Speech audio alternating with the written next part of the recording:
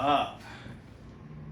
I'm pretty excited for Vinyl Happy Hour, and I'm pretty excited about the record releases for the week because the vinyl reissues are like golden nuggets right now, and I am very excited about it. So that's what we're going to be sharing here tonight, along with a little bit of Heaven's Door whiskey, a great gift I got from my friend and employee Jared for the 16-year anniversary for Culture Shock. Very tasty. It's Bob Dylan's branded whiskey, actually. Super nice to try that. I've been wanting to try that for a while. Something else I've been wanting to get for a while are some of the records that got released this week. So let's get right into it. What's up, guys? Thanks so much for watching the channel and watching Vinyl Happy Hour, our weekly little deep dive and episode where we talk about 5 of the top record releases for the week. I'm owner of Culture Shock Clothing and Records here in Rockford, Illinois, and of course of cultureshockshop.com, where you can find the records we are talking about on this episode of Vinyl Happy Hour, Season 5, Episode 20. Thank you so much for checking out the store and for watching these little YouTube episodes that we do every week. Let's get right to it. Cake, Fashion Nugget, 1996. That is Skylar's prime time for getting into music. 90s, beginning of high school for me, junior high, all that good stuff. This album just blew me away. It was a lot different than a lot of the industrial alternative and metal and junk I was into at the time, but this one was equally weird, just different. I'm wondering how many people don't know this album, because to me this is like an album I know front to back. Had it on CD and played the heck out of it, recorded on cassette, all that stuff. But records of the 90s are so tough to come by, and originals of this are just crazy expensive. And there was a box set of Cake's albums that came out a few years ago that are so expensive too. So happy they finally reissued this, remastered it, all that good stuff. Great sounding release, specifically engineered for the vinyl release. So this is on 180 gram black vinyl, and it's fully remastered audio. Oh, Cake, such a weird band. They got this funky little jazz rock lounge thing going on, but it's also just kind of alternative and weird. I mean, this is a time when ska bands were still putting out music and stuff like that.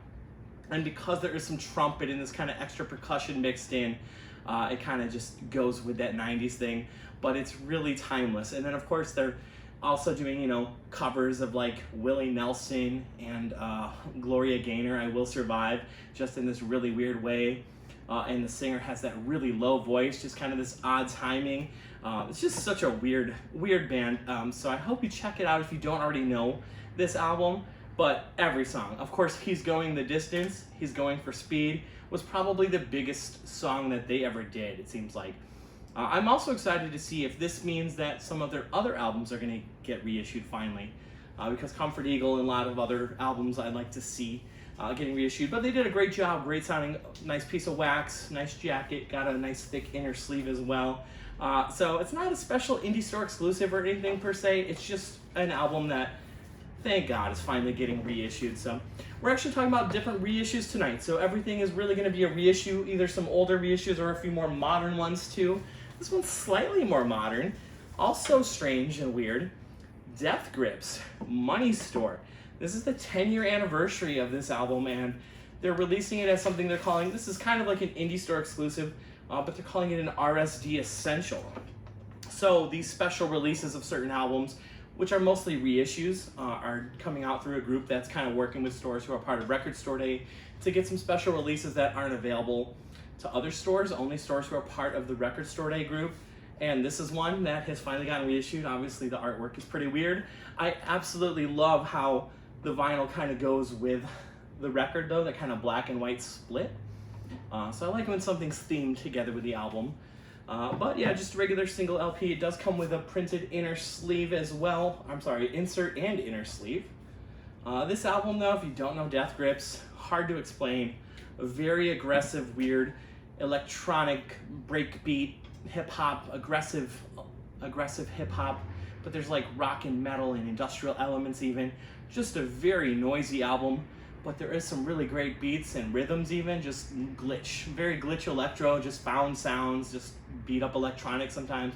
Played with some real instruments though also, and very aggressive, often shouted or screamed vocals or rapping almost. Super weird group.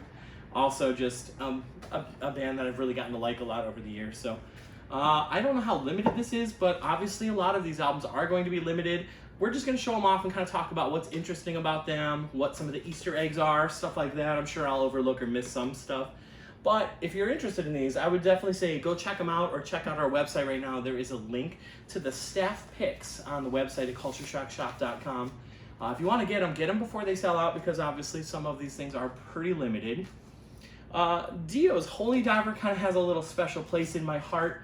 This is the remastered reissue, and I'm going to get inside the jacket and show you what's interesting about that. But this is a remastered audio too. So it's actually, instead of a single LP, a double LP, and it has an unreleased track.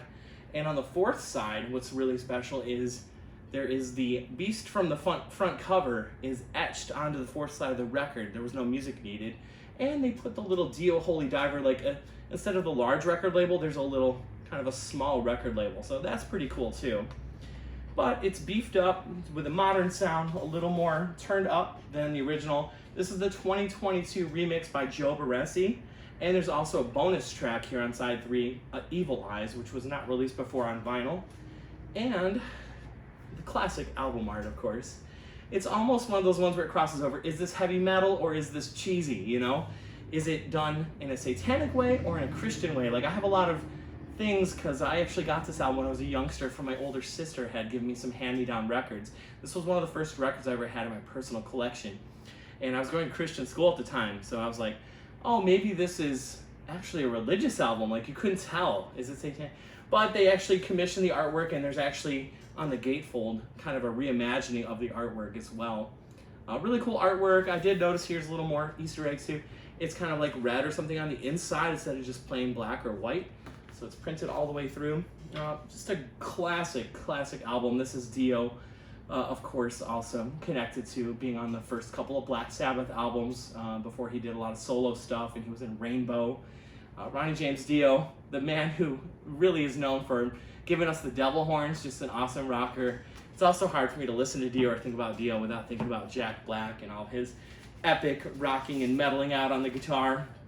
But Holy Diver, such a great album. So even if, I assume a lot of people, even if you already have an original, are going to want this album just for the remastered and for the extras that are on it, just to have a better copy. It's just such a classic album, of course.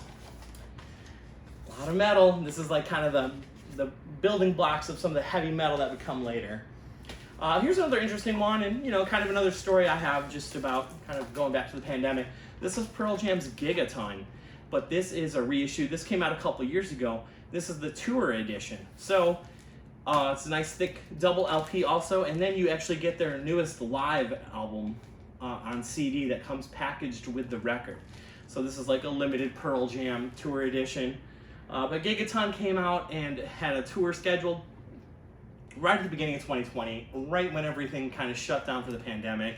And I remember sitting alone inside of Culture Shock, all closed up and locked up whenever we had to close down here in Illinois. We were closed for like 9 or 10 weeks. And we had already pre-ordered, had this album ready to come in. We got like 20 copies in or something, and our doors were locked and closed. And we didn't even have a website up yet. So thank you so much to everybody who helped see us through. And we actually, this was one of the biggest releases that came out when we closed down. And I remember getting on Facebook and Instagram and stuff like that, and people calling and leaving messages asking if we had it. And we were able to ship some out or do like meet and greets or whatever, not meet and greets, curbside pickup, and to get them sold and get them in the hands of people. But I remember listening to this album. That was one of the first like new releases that came out that I was, listening to while we were closed, figuring out what we were gonna do. So yeah, it's cool to see that Pearl Jam was finally able to, get a tour, get this, on the road and do a live album even with it. So I'm sure a lot of Pearl Jam fans or anybody who might have overlooked this album would want to pick this version up. So that is the Pearl Jam Gigaton Tour Edition with the 11-track live CD. Super nice artwork. Even this little heartbeat line is kind of like embossed and stuff like that, and it's kind of almost kind of foil wrap kind of looking on the artwork. And then the CD comes with it too. So their live one, they have a couple older live albums, but this is going to be their newest one available. That's actually a very good Pearl Jam album, a good one. So this now is another reissue, but this one goes way back, I believe, to 81. This is the Exploited Punk's Not Dead. Through Radiation Records, they're doing reissues of a lot of classic punk and some other various things.